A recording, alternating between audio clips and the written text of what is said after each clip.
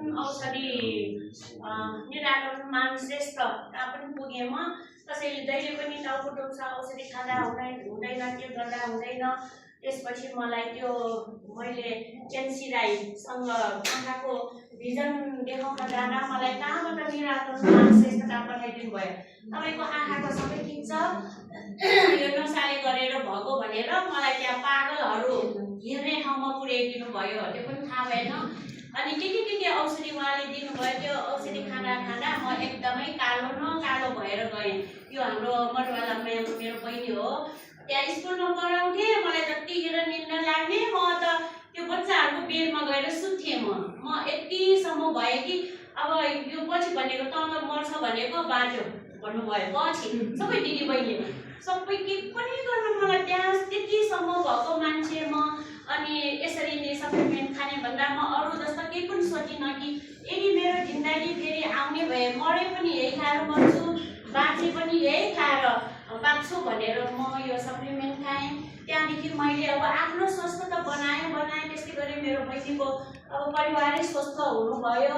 हाम्रो घरमा भयो सबै मेरो परिवारहरू स्वस्थ हुनुहुन्छ अहिले। जबदेखि मैले यो सप्लिमेन्ट खाएँ त्यहाँदेखि म हस्पिटल धाउनु परेको छैन अहिले। नत्र म एक हप्तामा नै मेरो चेकअप हुन्थ्यो हस्पिटलमा। भने नि मैले म औषधि खाँदा पागल शुद्ध भएर पिसाबबाट मेरो रगत आएर मासु शुद्ध आएको थियो, निस्केको थियो औषधि खाएर। अनि मलाई बिहान त राति नै इमर्जेन्सीमा लगेर त्यहाँ भर्ना गरेर पुरै गरेँ। तर मैले परिवार बहिनीहरू कसैलाई भनिनँ, किनभने बार बिरामी भएपछि त म त भएँ परिवारमा दुःख, सबै परिवारलाई झन् दुःख। तर जुन यो हेल्दी लिभिङको सप्लिमेन्टले गरेर आज मेरो जिन्दगी बन्यो, मेरो परिवारको सबैको बन्यो। त्यसैले म धेरै हेल्दी लिभिङलाई धन्यवाद गर्न चाहन्छु। सबैले एकचोटि तालीले स्वागत गरौँ। हाम्रो दिम्पा शेर्पा सरलाई पनि नेपालमा भित्राएर हामी जस्तो बिरामी अशक्त र त्यसका साथै अब गर्दै गयौँ भने हामीले आफ्नो स्वास्थ्यको साथसाथै हामीले पैसा पनि कमाउन मिल्ने र समयको पनि हाम्रो अर्को बिजनेस गरे पनि सदुपयोगको हामीले गर्न पायौँ र इन्कम गर्न पायौँ। हाम्रो सरलाई पनि धेरै धन्यवाद गर्न चाहन्छौँ हामी। त्यसैगरी हाम्रो राज महर्जन सर हाम्रो अपलाइन हुनुहुन्छ, उहाँले जहिले पनि राणा म्याम हजुर लिडरसिप हुनुहुन्छ, आउनुहोस् न म्याम यस्तो गरेर हुँदैन भनेर मलाई धेरै सम्झाउनु भयो। उहाँले गर्दा पनि म यही बिजनेसमा पढेँ, जसले गर्दा मैले महिनामा थोरै भए पनि इन्कम घरमा काम गर्दै यताउति खेतमा गर्दै नातिहरू हेर्दै पनि मैले इन्कम गर्न पाएँ। नत्र यति वर्षमा मैले अहिले म 58 पुरा हुन लाग्यो। मैले कुन चाहिँ काम गरेर मैले इन्कम पाउन सक्छु र जस्तो म स्कुलमा धेरै 14 वर्ष मैले बिताएँ। मेरो घाँटी शुद्ध यो सामने मेरो बन्द भएको थियो। म कति धाएँ आखिर यही सप्लिमेन्टले मलाई ठिक पार्यो। अघि त्यो पनि म बिसेक भएँ। अब त्यो स्कुलमा पनि मैले दुःख त गरेँ म सकेसम्म कि मलाई त्यो म जुन रोगी भएको बेलामा त्यहाँबाट तँलाई यस्तो भएछ हामी हेर्छौँ र यस्तो भनेर दिन्थ्यो र पुरानको लागि होइन दिएन। तर यहाँ भनेको हामी आफ्नो स्वस्थ बनाएर पनि हामीले यतिसम्मको हामी इन्कम गर्न र समाजमा अथवा आफ्नो परिवारलाई स्वस्थ बनाउन सक्नु भनेको के यो सानोतिनो कुरा हो र होइन। मेरो लागि त यो भगवान नै हो। यसै गरी म अर्को हाम्रो कीर्तिना म्याम राज सर मलाई हातमा हात मिलाएर जहिले पनि सिकाइदिनुहुन्छ। कहिले पनि नाइ भन्नुहुन्न, जुन बेला म भन्छु हुन्छ म्याम भन्नुहुन्छ, यसो सिकाउनुहुन्छ। त्यस्तै गरी मेरो डाउनलाइन मेरै बहिनीले पनि म भन्दा पनि धेरै नै मेहनत गरेर उसले लागि परेछ। त्यहाँबाट पनि त मलाई इन्कम आएको हो नि। यो भनेको हामीले एकले यदि मैले 10 घण्टा काम गरेँ भने अरू मेरो जोइनिङ गरेर 6 जना भयो भने कति हुन्छ त 60 घण्टा हुन्छ। त्यसको हिसाबले नै हाम्रो यसमा पैसाहरू जेनरेट हुन्छ र हामी एउटा यो भनेको समाज सेवा नै भन्छु म। किनभने अहिले जति पनि हाम्रो आमा दिदीबहिनीहरू 30-35 वर्षदेखि नै उहाँहरूको खुट्टा दुख्ने के हुने दुनियाँ छ। तर हामीले कति भने पनि उहाँहरू मान्नुहुन्न। किनभने अहिले पनि भर्खर आएको एकजनाको फोन मेरो घुँडा दुखेर तलमाथि हिँड्नै सक्नुहुन्न, तपाईँहरू अब आउनुहुन्न किन त्यसरी भनेको त हस्पिटलमा डाक्टरले थेरापी के गर्छ त्यो भनेको हुँदैन। तपाईँ विश्वास गर्नुहोस्, यहाँ आउनु म 100% ग्यारेन्टी दिन्छु तपाईँलाई। के रोग छ यहाँ भन्न आउनु। मैले सकेन भने हाम्रो म्याम अपलाइन हुनुहुन्छ, उहाँले पनि सक्नुहुन्न अझ पनि एक्सपर्ट हुनुहुन्छ मन हुनुहुन्छ म आउँछु भन्नुभयो। यसरी हो यहाँ भनेको हजुरको ढुक्क साथ के रोग छ होइन बुझेर हजुरको रोगहरू बताउनु, हाम्रो म्यामहरूलाई भन्नु यहाँ आउनु, अनि हाम्रो घरको सामान पनि सबै छ। यो सबै गरेर हामीले निरोगी भएर पनि हामी धनी पनि बन्न सक्छौँ। अब यदि भने मैले होइन अब यो मलाई जुन सर्टिफिकेट सेयरको प्रडक्ट जुन अघि भने जस्तै मलाई जस्तो माइग्रेन मेरो सबै ठिक भयो, यदि मैले यो प्रडक्ट यहाँ मात्रै मैले जोइनिङ गरेर नखाएको भए के मलाई यस्तो भयो भनेर मैले भन्न सक्छु र सक्दैन। जुन अघि मधु म्यामले भन्नुभयो सबै प्रडक्टहरू यसरी फटाफट उहाँले कति राम्रोसँग हामीलाई बुझाइदिनु भयो।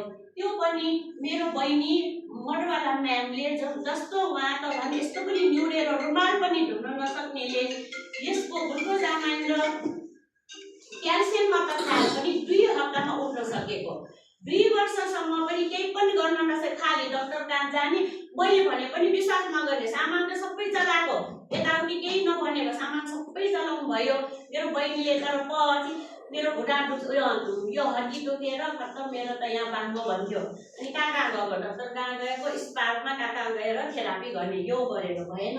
तिमीहरू मान्दैन ल बुढोको यसको यो खान के त ल्याइदिएन त त्यसमै खान्छु भन्न थाल्यो। खाएर 2 हप्तामा 2 वर्षसम्म बेडमै बसेर सुत्न नसक्ने मान्छेले 2 हप्तामा खाली ग्लुकोजामाइन र क्याल्सियमको भरमा उठेर सबै काम गर्न सक्नु भने यो के चाहन्छ नि हो र होइन नि। कुन चाहिँ छ हाम्रो यसरी निको हुने, तर पनि हामीले दियो भने यो त औषधि कति खाने डक्टरले दिएको यति, डक्टर कहाँ भए लाखौँ रुपियाँ गएको मतलब छैन। आज खाएर भरे नै मर्ने भए पनि हामी तयार हुन्छौँ, तर हामीले यो कति पनि मान्छेलाई यसको यसो दुख्यो भन्छ भने अब तिमीलाई कति बलियो भन्छ हाम्रो कीर्तिपुरमै, ल मैले यसो खाएर भगवान आऊ भन्दा त्यो पनि वासा नै हो भन्छ कि औषधि नै हो भयो, डक्टरले यति दियो भने ल त्यसलाई छोड्नु, अहिलेलाई छोड्नु, लास्टमा मसँगै आउनुपर्ने हुन्छ, 100% ग्यारेन्टी भन्छु म त। अहिले पनि यतालाई भने त मेरो मन कस्तो बिरामी ढाड दुख्यो यस्तो, ल आउनु त हाम्रो कक्षामा आउनु म सबै बुझाउँछु भन्दा होइन डक्टर कहाँ जानु लाग्यो, डक्टरमा जानु, यदि भएन भने फेरि म कहाँ आउनु, तपाईँलाई म यो सबै सप्लिमेन्ट यो भने दिन्छु, निको भएन भने मैले पैसा फिर्ता दिन्छु त भनेर आएको सर मैले अब रुसा म्यामको मम्मी। अनि आउँछु भन्थ्यो आएन, भरे फोन गर्छु उठाएन, त्यो भनेको उहाँहरूको समय आएको छैन होइन, भगवान्ले परीक्षा लिँदैछ भनौँ न। डक्टरले त डक्टर पनि हामीले नराम्रो भनेको होइन, यदि हाम्रो चितपात गर्नुपर्ने यो हड्डी नै भाँचिएछ भने त हामीले जानै पर्यो त्यसको लागि, होइन भने यसबाट निको नहुने भनेको र कुनै पनि छैन, 100% ग्यारेन्टी म नै भन्छु। म नि यति अब म 57-58 वर्षको मान्छे, म इन्सुरेन्समा आउँछु, हाम्रो ग्याला सर हुनुहुन्छ, पूर्ण सर हुनुहुन्छ होइन, उहाँहरूलाई पनि नमस्ते भने मैले, उहाँहरू पनि आउँछ, म खेतमा जान्छु यहाँ गएर मेरो नातिलाई सम्हाल्छु, घर सबै बुझ्छु, मेरो 7-8 तलाको घर सबै सफा गर्छु, मेरो मेसिन बिग्रेछ हातले लुगा धुन्छु, पहिलै मै धुन नसक्ने मान्छे अब यतिसम्म गर्न सक्ने भनेको हाम्रो यो हेल्दी लिभिङको यही प्रडक्टले गर्दा भएको हो। मैले धेरै टाइम लिएँ, अब भयो है, यो मैले भने नि जुनै कुरा पनि हामीले अघि भन्नुभयो अप्रमा 100% हामीले यस्तो सामानहरू 200 भन्दा बढी प्रडक्टहरू छ, त त्यसको लागि के हामीले बाहिर किन्नु नपर्ने हो र? हाम्रो घरमा चियापत्ती बन्छ र बन्दैन, टुथपेस्ट बन्छ बन्दैन, कुनै पनि सामान हामीले बाहिर किन्नै पर्छ भने यो सबै चलाएर हामीले अरूलाई बल्ल भन्ने हो, सेयर नगरिकन कि हामीलाई अब मैले मात्र खाएँ यो कुरा त भन्नै मन लाग्ने हुन्छ, किनभने म यतिसम्म यताउति हुन सक्ने, म निरोगी भएको, हाम्रो परिवार निरोगी भएको कुराहरू मेरै मनमा मेरै परिवारको भित्र मात्र राखेको भए मैले यहाँ कसैलाई नभनेको भए यो थाहा हुन्छ र म मात्रै निरोगी हुने र धनी बन्ने भयो नि त। त्यही भएर हामीले यो सामान पहिला सबै यहाँ भएको आफै जाने सामान बिस्तारै प्रयोग गर्दै जाने, 6 महिनासम्म नचलाइकन हामीलाई डाउट हुन्छ कि बरु यो भन्दा त यो महँगो छ अर्कै किने भए हुन्छ भन्ने मनमा हुन्छ र यसले के चाहिँ फाइदा दियो त हामीलाई, यो गरेर के राम्रो भयो भन्ने कुरा हामीलाई थाहा हुँदैन।